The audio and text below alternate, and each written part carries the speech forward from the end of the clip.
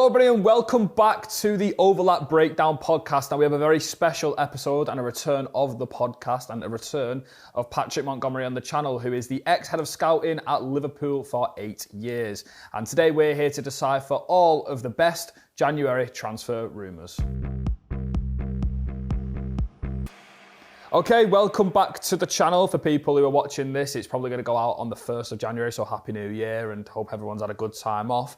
We're recording this ahead of time and we're going to go through all of the biggest, at the time of recording, January transfer windows. We're going to have Patrick analyse them from a technical, tactical standpoint, go through their strengths and weaknesses and where they may see fit at their specific clubs. And we're going to kick-start this. Obviously, welcome back, Patrick. You were brilliant on the last podcast and obviously the bits in between on the board. So something a bit different today, and obviously it's a return for the podcast and people have been keen for the longer form pieces of content. So yeah, we're going to go through every single one of them. And I think fitting for me, I think anyway, is to start with Liverpool's ideas going into the January transfer window. Now, at the time of recording, obviously they are in for Antoine Semenyo and presumably going to go back in for Marc Guéhi. Now, right now, I'd like to focus on Marc Guéhi because for me, it does feel like Liverpool at the moment need defensive depth. Obviously, the amount of injuries to their backline is now tallying up, and they've really only got Van Dijk and Konate. And obviously, his contract's up in June 2026. He can agree a pre-contract with clubs outside of England come January. So Bayern Munich potentially, Barcelona looking for a centre-half. But what have you made of Marc Guéhi as a player over the last couple of seasons and what he's now led up to become, you know what I mean? Yeah, I think, to be honest, he's definitely improved. I think he's been somebody that's taken a step away from one of the bigger clubs that he's come through the youth system of. Yeah. He's obviously become now an internationally recognised player. Somebody that I think when teams look at him, he's Premier League proven. Yeah. He's played a lot of games now at a very high level.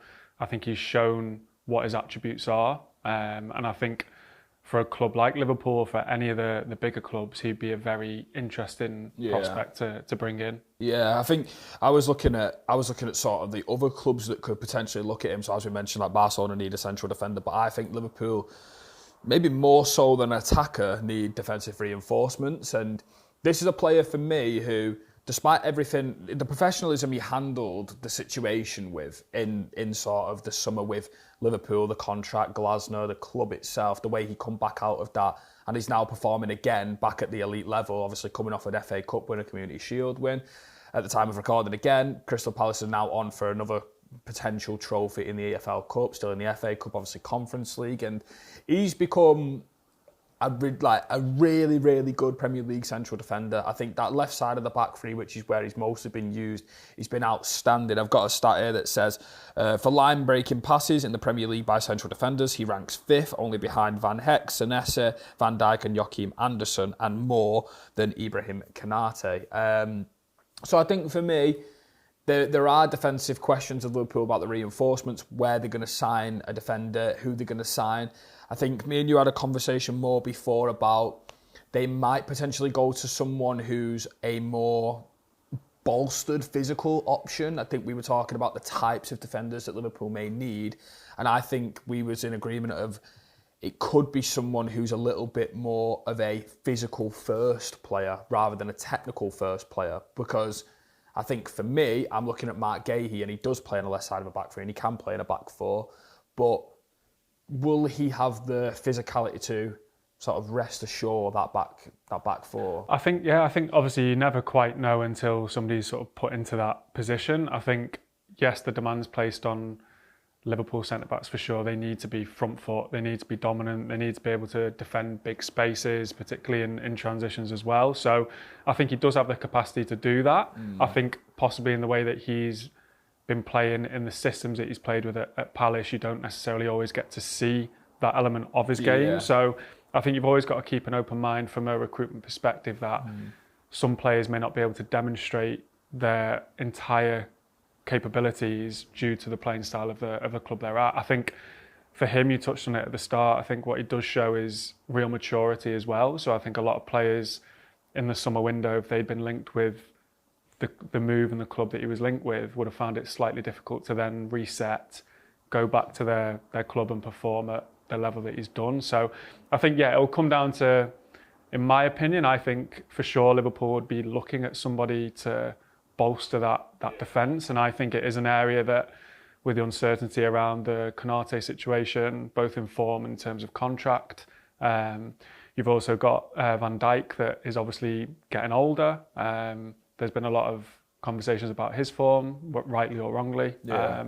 And I think in general that back line hasn't been settled. So I think if you're him and you're looking at a move, that's a question he has to ask himself. Does he want to jump to a club like Liverpool, which is an incredible club now, while they are, slightly recovering? Or does he want to wait until the summer, or as you've touched on, has the ability to sign a pre-contract, possibly with a certain club?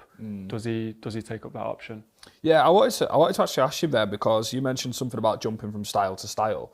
Obviously, Palace play a very distinct style in terms of what they do. They like to hit big spaces. There's another player on this list who we've likened to Crystal Palace, so we'll talk more about them as like a tactical setup later on.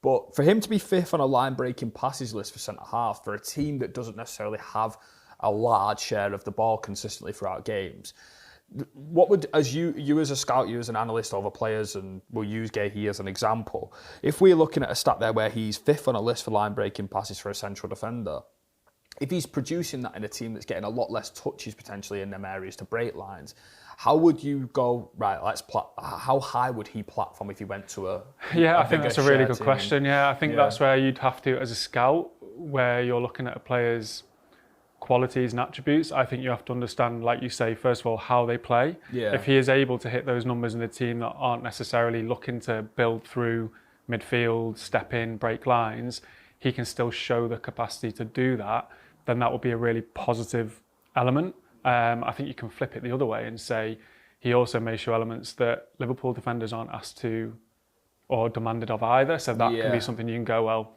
actually we can see defenders the box, bigger spaces. So I think that's something that you would obviously have to take into context. You would then implement data into that, like you've done yourself, just to try and see. I think it's the hardest thing sometimes as a scout, to try and understand how a player may contribute and come into your style of play in the smoothest way possible. I think you have to, it comes through experience and understanding different profiles of players. And I think the biggest thing with him, like I touched on before, is he's played in the Premier League as well now for a long period of time. So I think the basics, or the basic demands of the Premier League, he's able to deal with.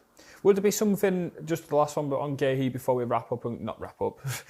before we move on into the next one, is could you imagine him playing, could Liverpool form a similar dynamic where they actually could play three central defenders? I remember there was a lot of talk around the distinct lack of wide players that Liverpool have available to them. Obviously, they've signed 2 number 9s. They've got a few number 8s now knocking about. Could there be a potential shift in what Liverpool are doing? And could they, in fact, get Van Dijk as a central centre-back where he would obviously shine because he's got that brilliant range of passing, but obviously he's an aerial presence and he doesn't have to defend maybe out wide. Could Guéhi potentially offer them I think that's definitely an option without obviously knowing sort of any inside information. I think for sure that's something that, like you touched upon there, especially with wide players being a struggle for them at the moment in terms of availability and injuries. I think it's something where we spoke about it before. There seems to be a narrowing off of the midfield and like forward players. So that does then enable the 3 at the back and the wing backs to provide certain width. And you've obviously got wing backs that can play in those positions in Frimpong, in Kirkes, in Bradley, and obviously Robertson as well. So I think that's probably something that you'd have to keep an open mind on as a scout. If you were working in that environment right now, you'd have to be open-minded that it's not necessarily a set system that it may have been for the 8 seasons I was at the club. It's something now that the coach has shown he can be adaptable and fluid too in terms of systems and shapes. I think I've got another central defender here, and this is more one that I texted Patrick about this yesterday, and it was one that just come up on my radar because we cover the live Bundesliga games on the main overlap channel. I do a preview for them, and I've become a massive fan of Nico Schlotterbeck, and I know Patrick's aware of the player for sure, but this is a player for me who Could be one more for the summer, but we were talking before about maybe a physically imposing left central defender if they wanted to do this back three potentially with the signings they made in the summer. Maybe it's an option for them to go for. Nico Schlotterbeck for me has become a centre half who I'm really big on, and I think FC Barcelona, similar to Bayern Munich and Liverpool and potentially even other clubs, to be fair. I was trying to think of another one, but there's a lot of teams that need that left-sided defender. Manchester United potentially. And Nico Schlotterbeck come up on my list because he's got a similar contract situation where he's up in 18 months. I think the club have offered him a contract, and now there's a decision and there's going to be a time to wait for the club and player. And I think this is one you could probably set in motion right now. And we were talking before about the line-breaking passes of Guéhi and stepping up to a team. Obviously, Schlotterbeck plays in a 3-4-3 under Kovac at Dortmund, has played middle centre-half, has played left centre-half, but I've got some really impressive numbers on Schlotterbeck. So, line-breaking passes under high-intense pressure, he's got the most. This is UEFA Champions League 25-26 data. Total line-breaking passes, the most. Line-breaking passes into the final third, the most. And then forward passes under high-intense pressure, he's got the highest completion, showing that he's a bit like a quarterback. He can do everything under pressure, breaking lines. And that's a player for me that I could see fitting into, especially a Barcelona. I can't get that sort of name off my head because they're defending a ridiculously high line. You've got your body angles have got to be okay. And he's obviously defended in a very transitional league. But the volume he's got on the ball, we were looking at his pass maps before. The amount of diagonals, there's clearly a pattern in his play, and there was a lot of diagonals from going from left to right. Yeah. And as we'll speak about later, there's obviously Antoine Semenyo on this list potentially for Liverpool, and he's a player who could feed off these longer switches, especially without Salah at AFCON. So for me, there's a lot of interesting dynamics where I've got Schlotterbeck who likes to play these really sweeping long balls from left centre-half to the right wing, and there's a lot of interest in, obviously, Yamal's at Barcelona, he's their main threat at the right-hand side, so how do we get the ball over there? Again, Manchester United, they've got all their wide threats on the right-hand side, so he's a player for me who it would be a really good B-tier option or a plan B option, and I just wanted to ask you what you think about him. I think he's at a stage of his career as well, I think it's 25, 26, where he'll be looking for that big step now. He's obviously taken a step to go to Dortmund, and I think he's shown attributes that for sure can translate into the Premier League as well as the top leagues. You've mentioned clubs in Spain and obviously even in Germany if he was to stay sort of domestically. But I think we've spoken about this before. There's always a bias, a good bias towards left-footed centre-backs. I think they always look nice. I think they look smooth. I think he obviously has elements to his game in terms of the aggression, the ability on the ball to step in and build from the back. You've touched a lot about the long diags, the switches of play. And I think just the variation of his distribution, ability to be able to defend big spaces. And I think he will be somebody that, if you're a club in the Premier League, of course, what you have to take into account is how much will he cost. Yeah. You weigh that up then against an English option. Could it be preferable to go for someone like Schlotterbeck? Is there more scope? I think a lot of the things you have to think about is your current setup of the squad, short, mid and long term. Have you got players out injured? Have you got people coming back? Will he form relationships with the left wing back or the left back? Will he complement your right centre back? You've got to think about so many different elements, not only of the player themselves, but the team that they could possibly translate into. Yeah, I'm going to move on into the hot topic, who, to be honest, by the time this goes out, we could have already moved, to be fair. So we're going to try and err on the side of caution here. But this is Antoine Semenyo, and obviously we've done a piece over on the Overlap Breakdown channel where we've gone through it with Neil. We've done his technical, tactical fit, who he fits the most out of the top six. But now we've got Patrick on, and we want to touch on why this deal is 100% happening, it seems, because the way his contract and release clause is orchestrated is that he's got a 65 million release clause that's available in the first 10 days of January, and if it's not activated within that time, Bournemouth only then lose money as the nearer it gets to the summer. So it appears that he's definitely going to move in the first 10 days. Now, we've covered everything about him from a technical, physical standpoint on the channel already with Neil, but I just wanted to ask you, what have you made of this player and how impressive is he? Oh, very impressive. I think he's everything about him. He's got the physical attributes. He's athletic. He's powerful.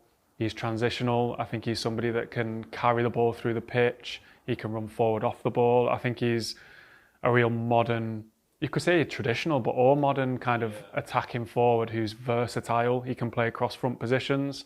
And I think he suits teams in particular that play in quick transitions or quite direct. Yeah. When he isolates his man, once he shifts it, almost impossible to stop. Yeah. But I also think he's got that ability which people probably are beginning to understand now. He's two-footed, like he can score off both feet, different types of goals. I think I've seen there's the ones you've seen against Liverpool earlier in the season where he carries the ball through the pitch, but also attacks the box from the opposite side in a transition.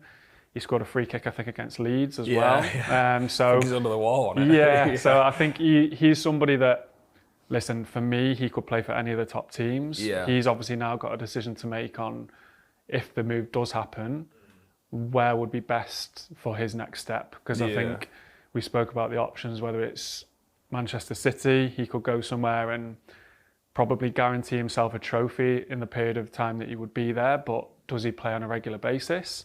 With obviously Haaland in front of him and the sort of three behind at the moment that seems to be becoming a bit more regular.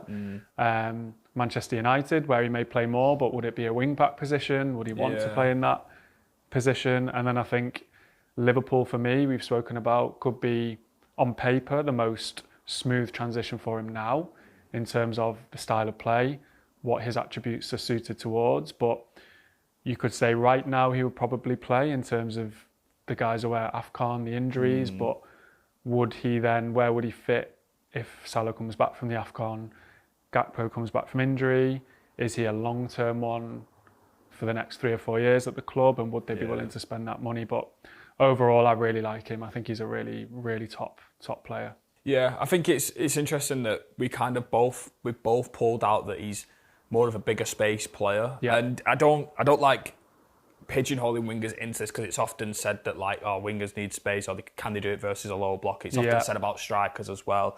But for me, this is definitely a player, and I've spoke about this online quite a bit with Manchester United in particular, and this is a player who's performing in a certain style at Bournemouth, and we've got to understand that style as direct, big spaces, lots of 1v1s. You made a point to me before that he's received the most progressive passes for anyone in this Bournemouth side. So we've got to get a team that is willing to give him them constant situations. And it does appear, we've both said this, it does appear for me that Liverpool just should be in for this player. Like we said, a lot of other clubs should be into him. I can see him going to City, and I can see him smashing it. City play a little bit more in between now with Haaland. They like to go a bit longer from Donnarumma, a bit less of a distribution specialist, more of a, can we get it into Haaland, can we get the bodies around?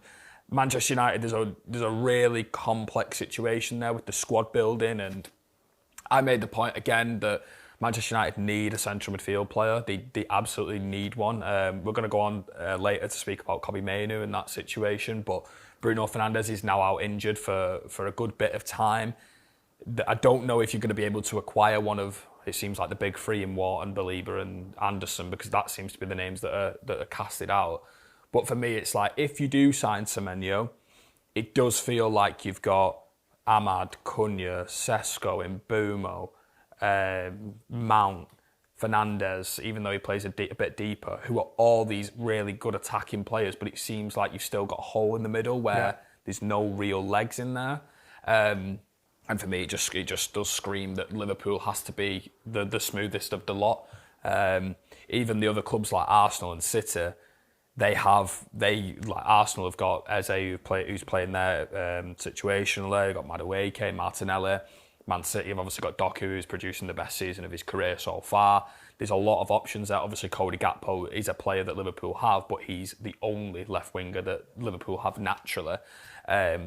So yeah, it's a really interesting one. I think every single Big Six club are 100% right to be in for the player. There's no shadow of a doubt about that.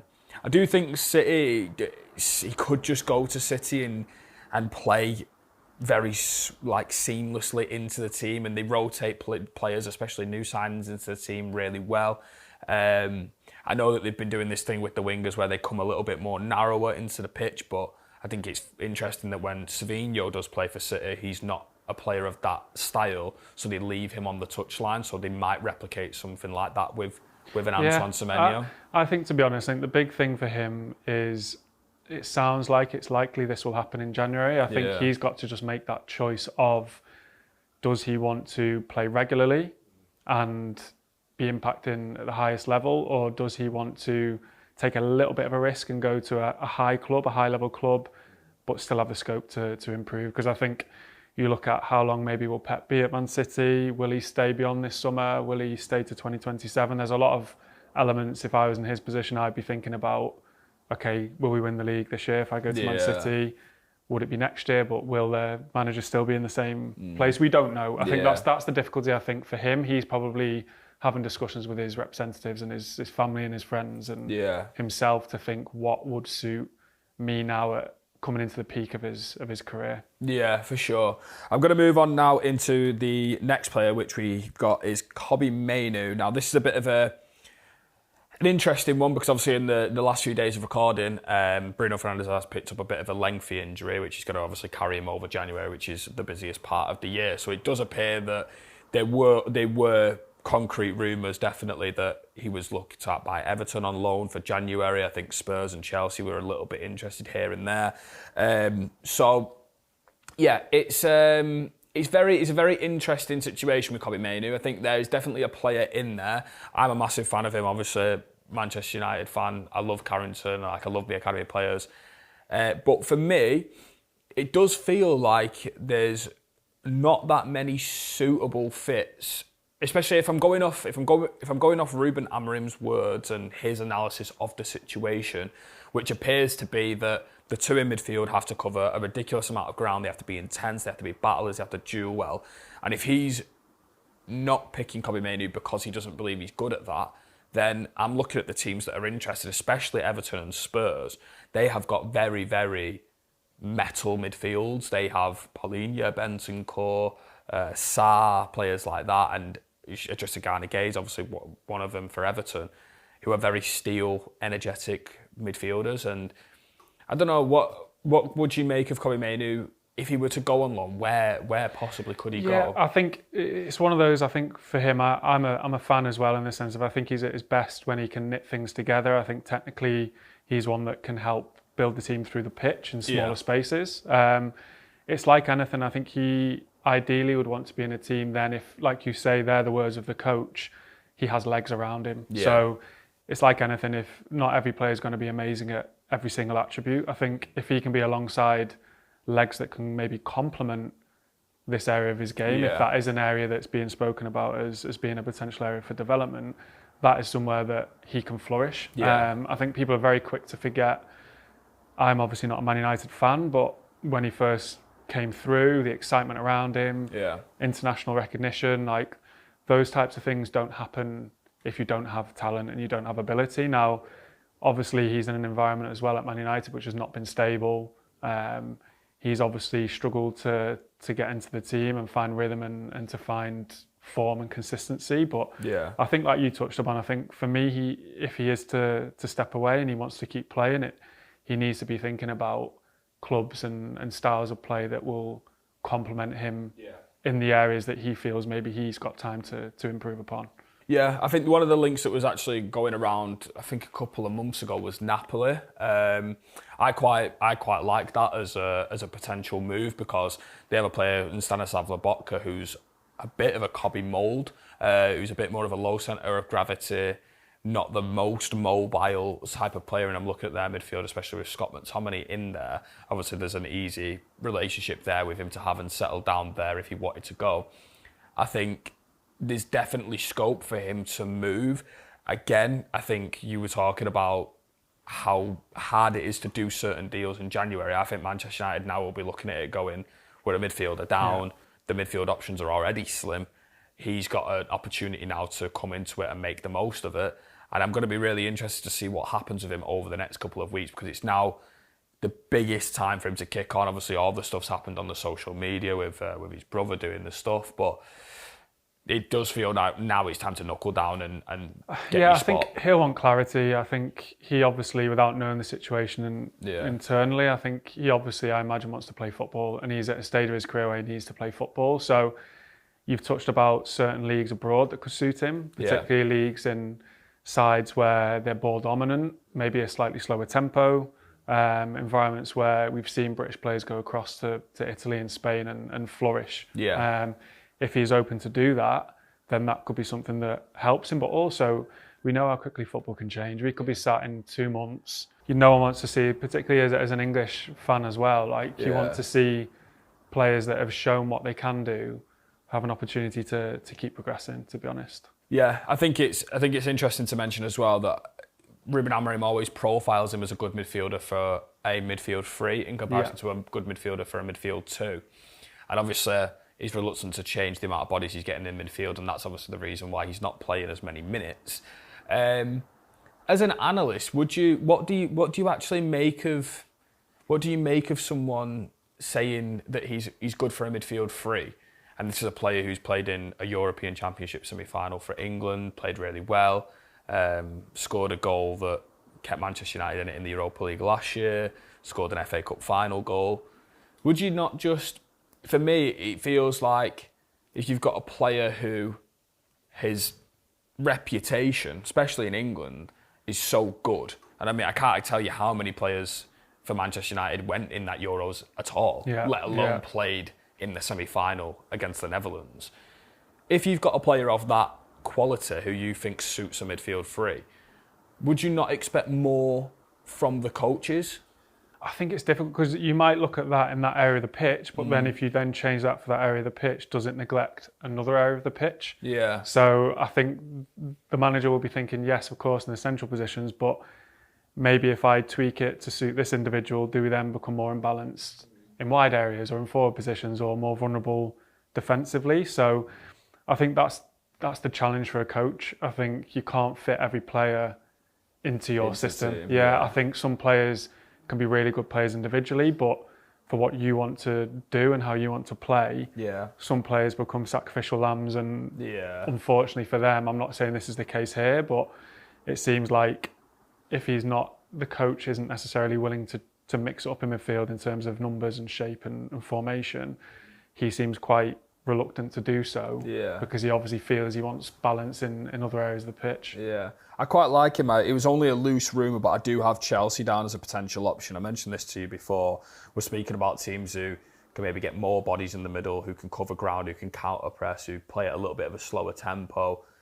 Chelsea doesn't seem like a bad option for me. I'm not sure if Manchester United would let him go to Chelsea regardless. Obviously, they've sold Alejandro Garnacho to Chelsea, but I think this is more one of Manchester United have got to be thinking long-term about Kobbie Mainoo because I don't think he's a player with that. I think Garnacho was sold for more than just football, whereas Kobbie Mainoo does seem to be a little bit different of a situation. But stylistically, I think Kobbie Mainoo would suit that Chelsea team. You've got the box in the midfield, they play at a slower tempo. He's a knitter, as you've just said, a connector. I'm thinking about where Enzo plays. Everyone's within close proximity with each other. There's a lot of 1-2 touch going on around the box. He's obviously nippy in and around the box. We've seen that multiple times. And I do think Chelsea could be a decent opportunity for Kobbie to have a look at. Yeah, I mean, again, but you come down to playing devil's advocate.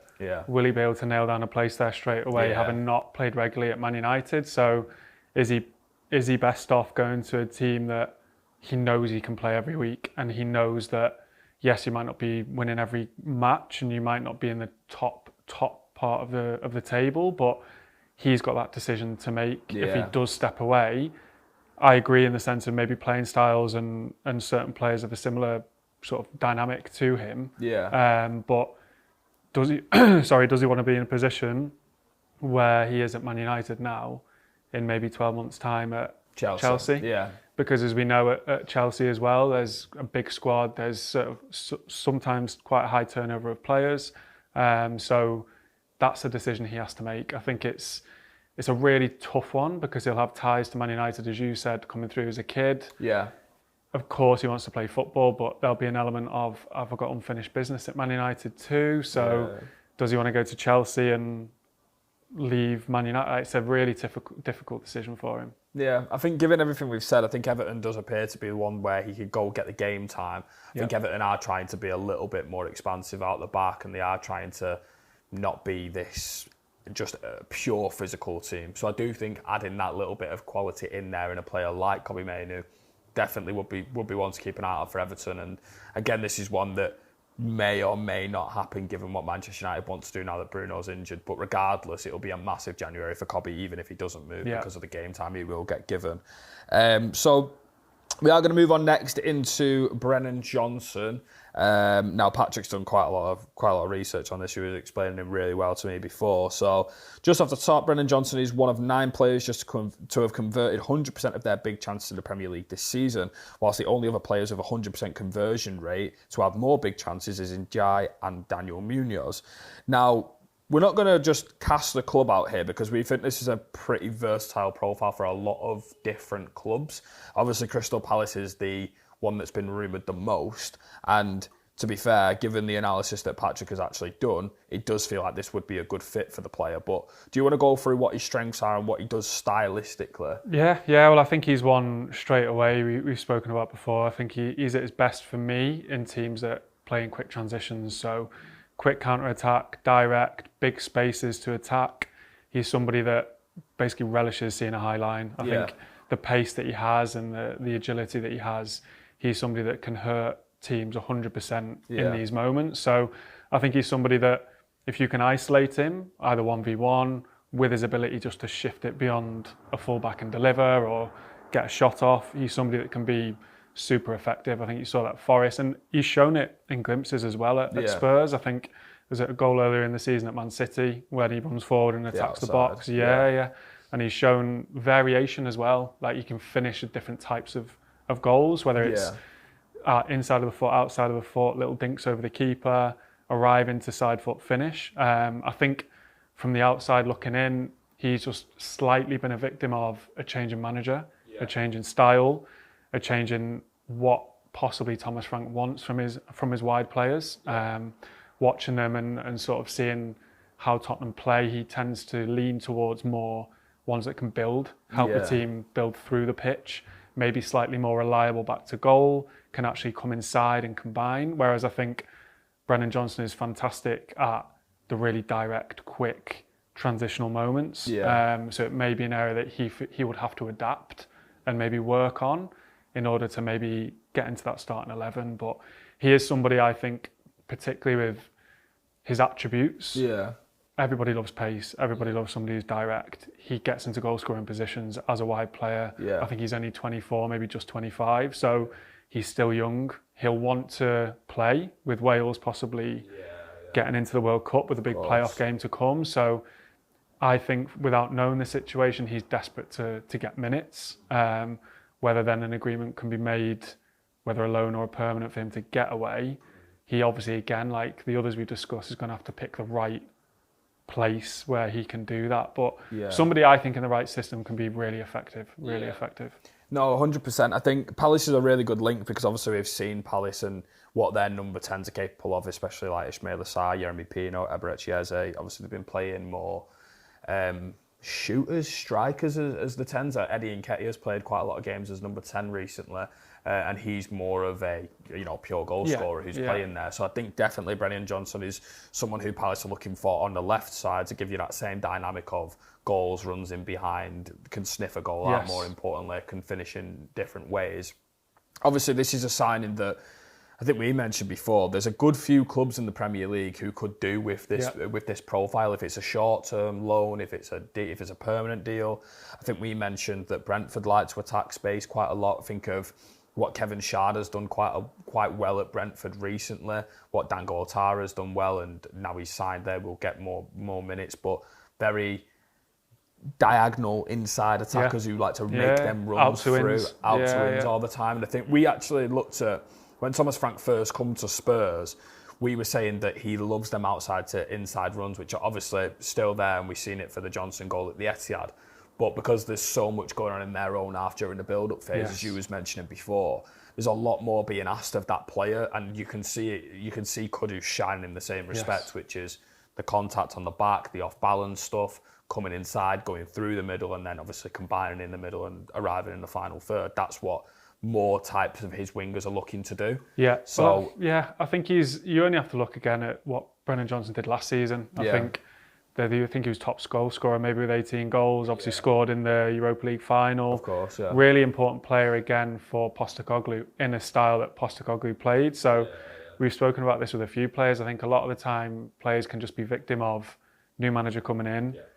They don't quite fit the style at that time for that club. So they end up having to make decisions not through poor form or through suddenly becoming a poor player. It's just more circumstance. So he has a decision to make, I think, and an important one, whether he stays or whether he goes, because he'll want to be at the World Cup if Wales can qualify. Yeah.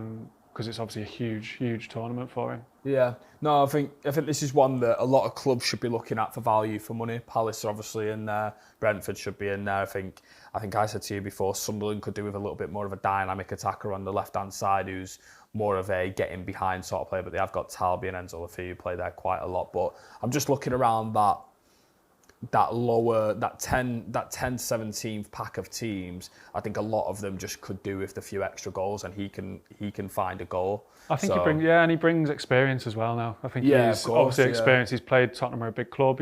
He's maybe not obviously performed this season or had the opportunity to perform this season, but he's shown last season he can perform at a big club. He's obviously an international player, so maybe a Bournemouth replacement, possibly. For Semenyo. I think like we know the January window again, moving pieces. So I think it might be that this player goes here, and then all of a sudden, a club that weren't interested come to the front of the queue, and it's quite a simple move. No, 100%. I think we're going to move on now into a bit of an interesting one, because obviously I really like this player, and when I said it to Patrick before, I do think this player's got a really, really high ceiling, and that is Evan Ferguson, who's obviously had a strange couple of years now. Obviously broke through at Brighton, was really exceptional, had this break onto the scene. I think he was 18, 19. There was so much to like about his profile from a technical, physical standpoint. And I think he was getting rumoured straight away to be the next big thing at number 9. And this is football for you. And he's gone to Roma on loan for people who aren't aware. And I think he's only scored a couple of goals there. Obviously, the game in the Europa League, I believe, against Celtic being the main standout one. But Gasparini's not having him really, and this isn't unlike Gasparini, to be fair. He has a lot of these moments, but it does appear that he could be going back to Brighton and the loan could be cut short, and that obviously produces a potential for him to move again in January. Given that Brighton don't want him, there's a bit of tetchiness there with Brighton where Danny Welbeck's obviously getting on. They could do with maybe a different dynamic up front. You said something really interesting to me before about the change in manager and how he was being asked to do a lot different of a role. Yeah, that could have been the start of... Possibly, yeah. I think obviously for me, I agree with you in the sense of what he's about. I think you may look a traditional number 9, but he's somebody that can not only attack the box, his hold-up play, his footwork inside the area is fantastic. He can bring others into play, but I think his finishing, even in those Celtic goals, you can see that his movement and his alertness is fantastic. Maybe not the quickest. He's mobile, but not somebody that could necessarily run away from people, but he'd work the channels, he'll make movements in behind. But again, could be somebody that a new manager comes in. I think slightly maybe different demands being asked of that number 9, maybe to come shorter, to be more of a focal point, to allow runners beyond. And then as a result, he's not the one finishing the move. So as a centre forward, if he wants to sniff goals and score, he's not necessarily maybe going to be happy if the runners off him and the ones rotating around him are the ones picking up the goals and assists, if he's maybe not in the area to finish moves. So I think he's in a really interesting situation. I'm a big fan. I think he's somebody that has real potential. I think in the right system, he can be super effective. I think I admire him for going to Italy because I think it's different. It's different. It's a big club. He's obviously been criticised quite publicly in periods over there, but I think he's somebody that has scope to play at a good level. Shown in elements and in sparks that's the case. Yeah, it was actually funny because we said this before. We were just talking about sort of he's got this box movement and he's got this really good feel for a goal. I remember when he first broke on, he was scoring all types of goals, headers, left foot, right foot, arriving, 1-2 touch, dribbles and shots. But it's interesting because we were trying to think before about a club that he could go to, and we actually, well, I think it was you actually said Celtic, because it could be very interesting. Obviously, it's got the Irish affiliation potentially, and then he's got this idea that he could go there, and Celtic have already seen the damage you can do at Celtic Park. Yeah. They're more of a team who likes to camp in the opposition's half throughout games, and that could be one where I think they're obviously struggling for a centre forward as well. Celtic. I think he needs. It's like anything. He'll want confidence from what I can gather. He's a centre forward. He knows what he can do. Yeah. I think you look at the majority of some of the best centre forwards. They tend to go through little lulls, whether it's between 20 and 22. Yeah. Harry Kane. You can list some of the top strikers that do that. I think he just, for me, needs to now be in an environment where he's the main man. He may look at, with respect to Celtic, as not a league he wants to be in long term, but a huge club. Yeah. Possible European exposure second half of the season, although he probably is tied. I'm not sure in terms of sort of with his eligibility, but I think could be somewhere where he goes, gets minutes, scores a lot of goals, comes back to Brighton. What's the situation? They can sort of reassess. But somebody, I think, like I said, I admire his bravery to go out to Italy. Yeah.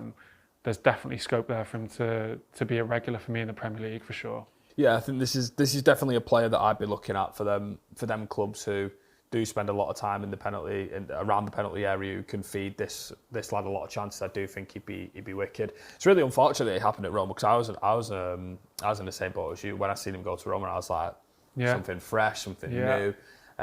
Bit more exposure, obviously playing on a big European stage. Yes.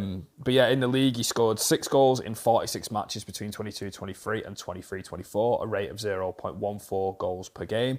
But since then has just scored 2 goals in 32 appearances at a rate of 0.06. So there's definitely a drop off there, as you can tell. But also he's another player who's struggling with injury quite a lot. Yes. So that has been definitely unsettling. But I think this is a good opportunity for a lot of clubs to be taking a look at him, even if it's potentially another Italian club. Yeah. I think, well, obviously he's been linked, I think, with certain other Italian clubs as well. But I think you made a good point there in terms of, I think these types and these profiles of players, when they do get niggles and they do get injuries, they need games and minutes to find their rhythm quickly. Because I think if they don't, they then can look a little blunt and a little clunky. If they're not quite up to match sharpness quickly. Whereas he obviously has the ability with his feet, with his skill set, to be cuter in and around the box. But like anything, if you're not playing regularly or you pick up niggles, you can then look a little bit not as clean as you usually would be. Yeah. I'm just going to go on to the final one. Now, this is one that I have jotted down, but I'm not 100% confident on, but I did want to give it some coverage. So I've got the Carlos Baleba saga, if you like, on the list. Now, I was thinking about this before, and it was more of a case of, I don't think Manchester United or any other team that needs a midfielder are going to do this deal in January. But this is a bit of a situation where it's been quite publicly known that it's somewhat affecting him on the pitch because of the summer rumours and stuff like that. And I was wondering if the opportunity come up for a cut price deal. Obviously, I think they wanted £100 million in summer just gone. But given what's going on at the club right now, potentially them wanting to find a replacement, maybe. I know Mats Vijver's playing right back a lot and he's more of a natural central midfielder. How have you ever experienced that, where it's like you've got this player and then it's like, oh no, now we need to maybe cash in, it's affecting the player? Can that be a genuine thing? Yeah, I think so, yeah. I think you've got to look at, first and foremost, like, is the player contributing to your club? So if you strip it right back, you're paying the player a salary. If he's in that bad of a headspace, I don't know the situation, but if he's in that bad of a headspace where he doesn't feel he can even contribute on the pitch, then obviously you're losing money on an asset. So you then would have to think strategically as to what's the best exit strategy, what's the best value for money we can get. How would you structure that? Are there genuinely interested teams?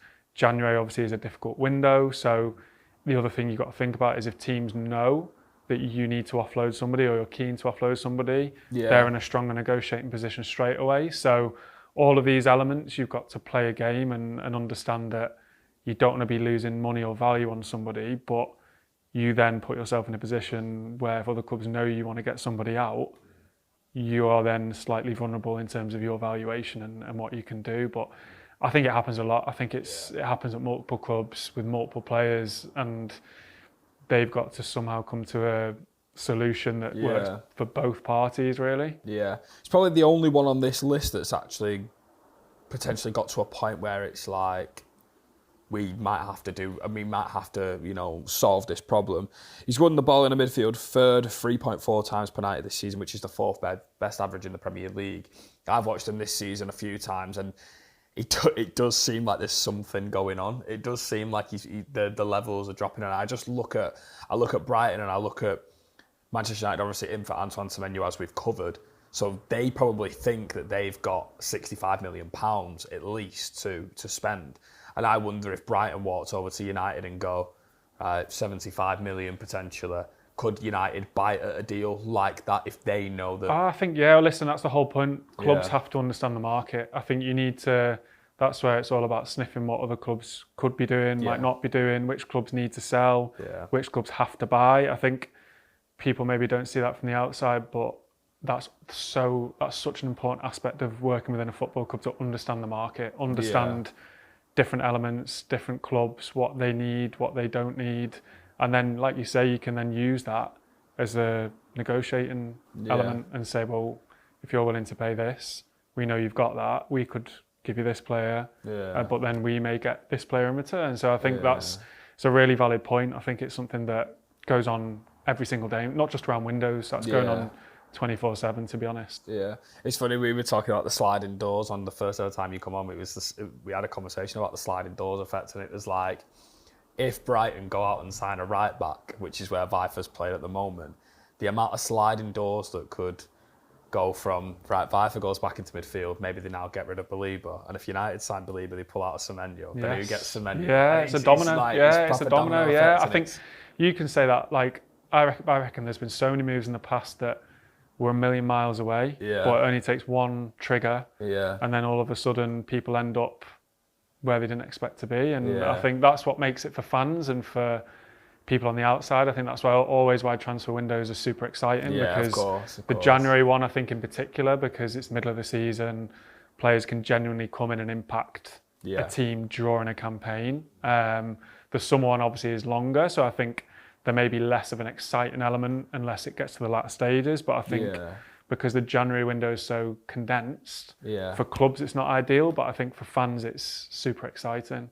Yeah, and if you just to wrap up now on this January transfer window special, which of these signings are you the better? Do you think are the most exciting? Obviously, the Semenyo one's a massive one. Yeah. So if it's Semenyo, but it's to which of the clubs? You know? I think Semenyo is obviously the standout one in terms of his contributions this season for Bournemouth. I think of his potential to impact one of the bigger clubs. I think we've spoken about the clubs he'd probably be best suited to, but I think on the flip side of that, you can also maybe look at someone like a Brennan Johnson who could still have a super impact at another side, and suddenly he's regained his confidence, regained his form, and have more of an impact than people maybe anticipate. So I think you always look for the big names, you always look for the big clubs who they're signing, but I quite like as a fan to see the clubs at maybe the mid-level or the lower level sign somebody that people were aware of, but maybe didn't take the